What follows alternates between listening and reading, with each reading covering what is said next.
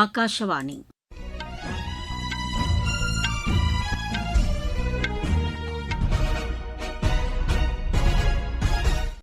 செய்திகள் வாசிப்பவர் சித்ரா பாலசுப்ரமணியன். தலைப்புச் செய்திகள்: வளர்ச்சியடைந்த இந்தியாவை உருவாக்க நீர் சேமிப்பு உள்ளிட்ட 9 உறுதிமொழிகளை நாட்டு மக்கள் அனைவரும் ஏற்க வேண்டும் என பிரதமர் திரு நரேந்திர மோடி வலியுறுத்தியுள்ளார். மகளிர் இடஒதுக்கீடு மசோதாவிற்கு ஆதரவு அளிப்பதாக கூறியுள்ள காங்கிரஸ் அதனை செயல்பாட்டிற்கு கொண்டுவரும் விதம்தான் ஏற்புடையதல்ல என தெரிவித்துள்ளது. சிபிஎஸ்இ 10ஆம் வகுப்பு தேர்வு முடிவுகள் இன்று வெளியிடப்பட்டன. ஐநா அமைப்பு வலுப்படுத்தப்பட வேண்டியதன் அவசியத்தை சீனா வலியுறுத்தியுள்ளது. ஆசிய ஹேபால் சாம்பியன் போட்டியில் இந்தியாவின் ஆமி கமானி வெள்ளிப்பதக்கம் வென்றார். இனி விரிவான செய்திகள். வளர்ச்சியடைந்த இந்தியாவை உருவாக்க நாட்டு மக்கள் அனைவரும் 9 உறுதிமொழிகளை ஏற்க வேண்டும் என பிரதமர் திரு நரேந்திர மோடி வலியுறுத்தியுள்ளார். கர்நாடக மாநிலம் மாண்டியாவில் நிகழ்ச்சி ஒன்றில் பேசுகையில் அவர் இக்கோரிக்கையை விடுத்தார். நீர் சேமிப்பு, இயற்கை வேளாண்மை, உடற்பயிற்சி, மரக்கன்றுகளை நடும் இயக்கத்தில் பங்கேற்பது, உள்ளூரில் உற்பத்தி செய்யப்பட்ட பொருட்களுக்கு ஆதரவு அளிப்பது, எண்ணெய் பயன்பாட்டை குறைத்துக் கொள்வது, சிறுதானிய பயன்பாட்டை அதிகரிப்பது, உள்ளூர் சுற்றுலாவிற்கு ஊக்கமளிப்பது போன்றவை இந்த உறுதிமொழிகளில் அடங்கும் என்றும் திரு நரேந்திர மோடி கூறினார். மகளிர் இடஒதுக்கீடு மசோதாவிற்கு எதிர்க்கட்சிகளின் ஒருங்கிணைந்த கூட்டணி ஆதரவு உள்ளதாக காங்கிரஸ் தலைவர் திரு மல்லிகார்ஜுன கார்கே கூறியுள்ளார். இன்று புதுதில்லியில் எதிர்க்கட்சித் தலைவர்கள் பங்கேற்ற கூட்டத்திற்கு பின்னர் செய்தியாளர்களிடம் அவர் பேசினார். அந்த மசோதாவை செயல்பாட்டிற்கு கொண்டுவரும் விதத்திற்குத்தான் எதிர்ப்பு தெரிவிப்பதாக திரு மல்லிகார்ஜுன கார்கே தெளிவுபடுத்தினார். நாட்டின் ஏற்றுமதி தொடர்ந்து அதிகரித்து வருவதாக மத்திய அரசு கூறியுள்ளது. கடந்த நிதியாண்டில் ஏற்றுமதி 4.22% அளவிற்கு வளர்ச்சி கண்டுள்ளதாக தொழில் மற்றும் வர்த்தகத்துறையின் செய்திக்குறிப்பு தெரிவிக்கிறது. பெட்ரோலியப் பொருட்களின் ஏற்றுமதி 5.88% அளவிற்கும், பொறியியல் பொருட்களின் ஏற்றுமதி 1.13% அளவிற்கும், கைவினைப் பொருட்களின் ஏற்றுமதி 8.51% அளவிற்கும் அதிகரித்துள்ளதாக அந்த செய்திக்குறிப்பில் குறிப்பிடப்பட்டுள்ளது. தகவல் தொழில்நுட்பத்தின் பலன்கள் தொலைதூர பகுதிகளுக்கும் சென்றடைய வேண்டும் என்பதில் மத்திய அரசு உறுதியுடன் உள்ளதாக தொலைத்தொடர்புத்துறை இணை அமைச்சர் டாக்டர் சந்திரசேகர் பெம்மசானி கூறியுள்ளார். இன்று புதுதில்லியில் இது தொடர்பாக அதிகாரிகளுடன் ஆய்வு மேற்கொண்ட பின்னர் வெளியிட்டுள்ள சமூக வலைதள பதிவில் அவர் இதனை தெரிவித்துள்ளார்.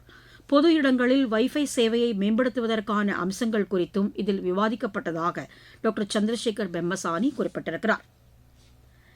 செயற்கை நுண்ணறிவு தொழில்நுட்பத்தை பயன்படுத்துவதில் இந்தியா முன்னணியில் உள்ளதாக சர்வதேச ஆய்வறிக்கை ஒன்றில் தெரிவிக்கப்பட்டுள்ளது. இந்த தொழில்நுட்ப பயன்பாடு தொடர்பான தரவரிசையின் முதல் 5 நாடுகள் பட்டியலில் இந்தியா இடம்பெற்றுள்ளதாக அந்த ஆய்வறிக்கையில் குறிப்பிடப்பட்டுள்ளது. செயற்கை நுண்ணறிவு தொழில்நுட்பத்தை பயன்படுத்துவதில் இந்தியா விரைவாக வளர்ச்சியை கண்டு வருவதாகவும் அதில் தெரிவிக்கப்பட்டுள்ளது. பீகாரில் வளர்ச்சியை மட்டுமே கருத்தில் கொண்டு தமது அரசு செயல்படும் என அம்மாநில முதலமைச்சர் திரு சாம்ராஜ் சௌத்ரி கூறியுள்ளார். முதலமைச்சராக பதவியேற்ற பின்னர் அதிகாரிகளுடன் ஆலோசனை நடத்தியதை தொடர்ந்து வெளியிட்டுள்ள சமூக வலைதள பதிவில் அவர் இவ்வாறு கூறியிருக்கிறார். சிபிஎஸ்இ 10ஆம் வகுப்பு தேர்வு முடிவுகள் இன்று வெளியிடப்பட்டன. இதில் 93.7% மாணவர்கள் தேர்ச்சி பெற்றதாக சிபிஎஸ்இயின் செய்திக்குறிப்பு தெரிவிக்கிறது. மாணவிகளின் தேர்ச்சி விகிதம் 94.99%, மாணவர்களின் தேர்ச்சி விகிதம் 93.66%ஆகவும் உள்ளதாக அதில் குறிப்பிடப்பட்டுள்ளது. 55,000க்கும் மேற்பட்ட மாணவர்கள் 95%க்கும் கூடுதல் மதிப்பெண்களை பெற்றுள்ளதாகவும், 2,00,000க்கும் மேற்பட்ட மாணவர்கள் 90%க்கும் கூடுதல் மதிப்பெண்களை பெற்றுள்ளதாகவும் அந்த செய்திக்குறிப்பில் தெரிவிக்கப்பட்டுள்ளது.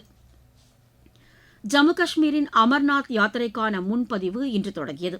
ஜம்முவில் உள்ள முன்பதிவு மையங்களில் இதற்காக அதிக எண்ணிக்கையில் மக்கள் காத்திருந்ததாக எமது செய்தியாளர் தெரிவிக்கிறார். இணையதளம் வாயிலாகவும் முன்பதிவு செய்யப்படுவதாக அவர் மேலும் குறிப்பிடுகிறார். அமர்நாத் யாத்திரை ஜூலை மாதம் 3ஆம் தேதி தொடங்கி ஆகஸ்ட் மாதம் 28ஆம் தேதி வரை நடைபெறவுள்ளது. சத்தீஸ்கரில் பொது சிவில் சட்டத்தை செயல்படுத்துவது தொடர்பாக குழு ஒன்றை நியமிக்க அம்மாநில அமைச்சரவை முடிவு செய்துள்ளது. இன்று ராய்ப்பூரில் முதலமைச்சர் திரு விஷ்ணு தியோ சாய் தலைமையில் நடைபெற்ற அமைச்சரவைக் கூட்டத்தில் இதற்கான முடிவு மேற்கொள்ளப்பட்டது. ஓய்வு பெற்ற நீதிபதி திரு ரஞ்சன் பிரகாஷ் தேசாய் தலைமையில் அமைக்கப்படும் இந்த குழு பொது சிவில் சட்டத்தை செயல்படுத்துவதற்கான வரைவினை தயாரிக்கும் என அம்மாநில அரசின் செய்திக்குறிப்பு தெரிவிக்கிறது. நீங்கள் கேட்டுக்கொண்டிருப்பது ஆகாஷவாணியின் செய்தி அறிக்கை. இனி தேர்தல் களம்.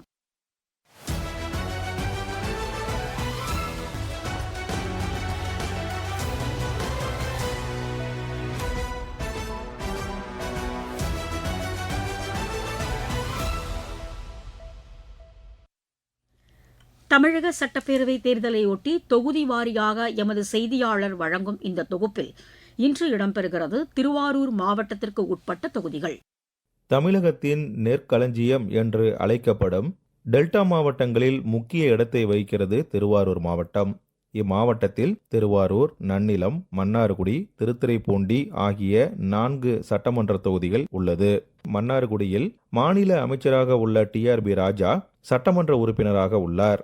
இதேபோல திருவாரூரிலும் திமுக சட்டமன்ற உறுப்பினர் உள்ளார். நன்னிலம் தொகுதியில் முன்னாள் அமைச்சர் அதிமுக சார்பில் சட்டமன்ற உறுப்பினராக உள்ளார். திருத்துறைப்பூண்டியில் இந்திய கம்யூனிஸ்ட் கட்சியை சேர்ந்த மாரிமுத்து சட்டமன்ற உறுப்பினராக உள்ளார். இந்த முறை திருவாரூர் மற்றும் மன்னார்குடியில் அதே வேட்பாளர்கள் மீண்டும் திமுக சார்பில் களத்தில் உள்ளனர். திருத்துறைப்பூண்டி எம்எல்ஏ மாரிமுத்து மீண்டும் களத்தில் உள்ளார். ஏற்கனவே நன்னிலத்தில் சட்டமன்ற உறுப்பினராக உள்ள அதிமுக முன்னாள் அமைச்சர் ஆர் காமராஜும் இந்த முறையும் வேட்பாளராக நிற்கிறார். மேலும் திருவாரூர் மாவட்டத்தில் உள்ள 4 தொகுதிகளிலும் போட்டியிட 46 பேர் வேட்புமனு தாக்கல் செய்து உள்ளனர். அதன்படி திருவாரூர் சட்டமன்ற தொகுதியில் வேட்பாளர்களாக திமுக சார்பில் பூண்டி கலைவாணன், பாஜக சார்பில் கோவி சந்திரசேகரன் மற்றும் வேட்பாளர்கள் களத்தில் உள்ளனர். நன்னிலம் சட்டமன்ற தொகுதியை பொறுத்தவரை திமுக கூட்டணி கட்சியான எஸ்டிபிஐ சார்பில் முகமது முபாரக், அதிமுக சார்பில் ஆர் காமராஜ் மற்றும் 14 வேட்பாளர்கள் நன்னிலம் தொகுதியில் களத்தில் உள்ளனர்.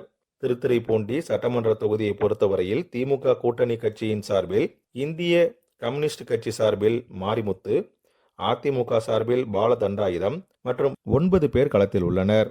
மன்னார்குடி சட்டமன்ற தொகுதியில் திமுக சார்பில் டிஆர்பி ராஜா, அதிமுக கூட்டணி கட்சி சார்பில் அம்மா மக்கள் முன்னேற்ற கழகத்தின் வேட்பாளர் எஸ் காமராஜ் மற்றும் 15 பேர் மன்னார்குடி தொகுதியில் உள்ளனர். மொத்தத்தில் மாவட்டத்தில் 4 சட்டமன்ற தொகுதிகளிலும் சேர்த்து 46 பேர் போட்டியிடுகின்றனர். டெல்டா மாவட்டங்களில் முற்றிலும் விவசாயத்தை மட்டுமே மையமாக கொண்டுள்ளது திருவாரூர் மாவட்டம். இங்கு தேவையாக உள்ள கோரிக்கை அனைத்து நீர்நிலைகளையும் தூர்வார வேண்டும். ஆறு, ஏரி, குளங்களில் எப்போதும் தடையின்றி தண்ணீர் செல்வதற்கான வசதிகளை ஏற்படுத்தி தர வேண்டும். இதனை தவிர அனைத்து பகுதிகளிலும் ஆங்காங்கே நெல் சேமித்து வைக்கும் வகையில் நெல் சேமிப்பு கிடங்கு அமைப்பு ஏற்படுத்தி தர வேண்டும் என்பதுமே பிரதான கோரிக்கையாக உள்ளது. விவசாயத்தை பாதிக்காத வகையில் சிறிய தொழிற்சாலைகள் கொண்டு வந்து மாற்று வேலை வாய்ப்புகளையும் இம்மாவட்டத்தில் ஏற்படுத்தி தர வேண்டும் என்பதே வாக்காளர்களின் கோரிக்கையாக உள்ளது. திருவாரூர் மாவட்டத்தை பொறுத்தவரை முக்கிய அடையாளங்களாக திருவாரூர் தியாகராஜ சுவாமி கோவில், ஆலங்குடி ஆபத் சகாயேஸ்வரர் கோவிலான குருஸ்தலம், மன்னார்குடி ராஜகோபால சுவாமி கோவில், வடுவூர் கோதண்டராமர் கோவில், முத்துப்பேட்டை தர்கா ஆகியவை ஆன்மீக அடையாளங்களாக உள்ளது. திருவாரூரிலிருந்து ஆர். விஜயகுமார். ஐநா அமைப்பு வலுப்படுத்தப்பட வேண்டியதன் அவசியத்தை சீனா வலியுறுத்தியுள்ளது. பெய்ஜிங்கில் ரஷ்ய வெளியுறவு அமைச்சர் திரு செர்கி லாவ்ரோவுடன் நடத்திய பேச்சுக்களின் போது சீன அதிபர் திரு ஜின்பிங் இதனை தெரிவித்தார். இதற்காக சீனாவும் ரஷ்யாவும் ஒருங்கிணைந்து செயலாற்ற வேண்டும் என்றும் அவர் குறிப்பிட்டார். பல்வேறு சர்வதேச விவகாரங்களில் தன்னிச்சையாக செயல்படுவதற்கு சீனாவும் ரஷ்யாவும் எதிர்ப்பு தெரிவித்து வருவதாகவும் திரு ஜின்பிங் கூறினார். விளையாட்டுச் செய்திகள். ஆசிய ஹேபால் சாம்பியன் போட்டியில் இந்தியாவின் ஆமி கமானி வெள்ளிப்பதக்கம் வென்றார். மலேசியாவில் நடைபெற்ற இப்போட்டியின் மகளிர் பிரிவில் அவர் இப்பதக்கத்தை கைப்பற்றினார். ஸ்குவாஷ் போட்டிகளுக்கான சர்வதேச தரவரிசை பட்டியலில் இந்தியாவின் அபய் சிங் 22வது இடத்திற்கு முன்னேறியுள்ளார். ஹாவிரோ சர்வதேச டேபிள் டென்னிஸ் போட்டியில் இந்தியாவின் சுசித்ரா முகர்ஜி 2வது சுற்றுக்கு முன்னேறியுள்ளார். உலக டேபிள் டென்னிஸ் சாம்பியன் போட்டியில் பங்கேற்பதற்கான இந்திய அணி அறிவிக்கப்பட்டுள்ளது. சத்யன் ஞானசேகரன், மானவ் தாக்கர், மணிகா பத்ரா, ஸ்ரீஜா அகுலா உட்பட 10 பேர் இதில் இடம்பெற்றுள்ளனர். மீண்டும் தலைப்புச் செய்திகள். வளர்ச்சியடைந்த இந்தியாவை உருவாக்க நீர் சேமிப்பு உள்ளிட்ட 9 உறுதிமொழிகளை நாட்டு மக்கள் அனைவரும் ஏற்க வேண்டும் என பிரதமர் திரு நரேந்திர மோடி வலியுறுத்தியுள்ளார். மகளிர் இடஒதுக்கீடு மசோதாவிற்கு ஆதரவு அளிப்பதாக கூறியுள்ள காங்கிரஸ் அதனை செயல்பாட்டிற்கு கொண்டுவரும் விதம்தான் ஏற்புடையதல்ல என தெரிவித்துள்ளது. சிபிஎஸ்இ 10ஆம் வகுப்பு தேர்வு முடிவுகள் இன்று வெளியிடப்பட்டன. ஐநா அமைப்பு வலுப்படுத்தப்பட வேண்டியதன் அவசியத்தை சீனா வலியுறுத்தியுள்ளது. ஆசிய ஹேபால் சாம்பியன் போட்டியில் இந்தியாவின் ஆமி கமானி வெள்ளிப்பதக்கம் வென்றார். செய்தி அறிக்கை நிறைவு பெற்றது.